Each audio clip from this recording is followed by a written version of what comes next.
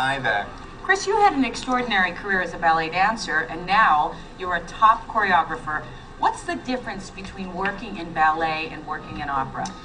Well, of course, when you're working with a story like Carmen, your dancers always have to serve the story, to tell the story. Whereas, of course, working in an abstract way, in pure dance, you don't have those commitments, those restrictions. Right. So it's been very interesting for me to have to serve the opera as a choreographer. Oh, I love that. We saw a gorgeous pas de deux at the start of the opera, and there'll be another one in a minute. Tell us about your approach to creating these dances.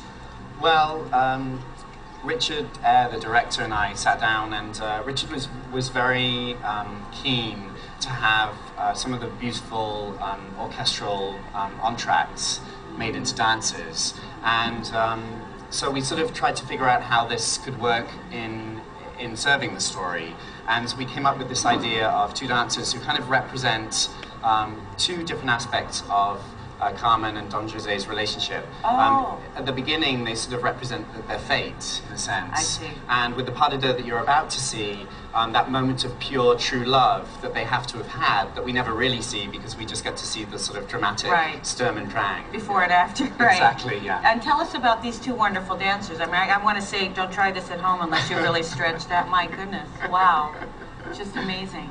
They're the two playing Yes. the two characters the whole time. Yes, Maria Kurowski's a ballerina with the New York City Ballet, and Martin Harvey, former dancer with the Royal Ballet in London, Wow. and now starring on the West End in Dirty Dancing, the musicals. Oh! Yeah. Oh, we're up close. I think it's safe to say that Alina Garanca dances a lot better than most opera singers. Oh gosh, don't even talk about me.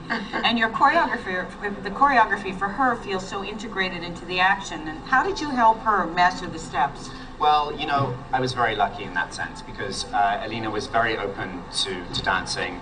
She really wanted to dance as well as the dancers, and so we had dance rehearsal every day, and we would Had go. she had training before? I believe so, yeah. And you know, she was very self-effacing and would say, "Oh well, you know, I'm not really a dancer," but she really is. Yeah. And I had 10 years of dance as a child, and it sort of enables me to walk a little bit. I mean, some people have talent, you know.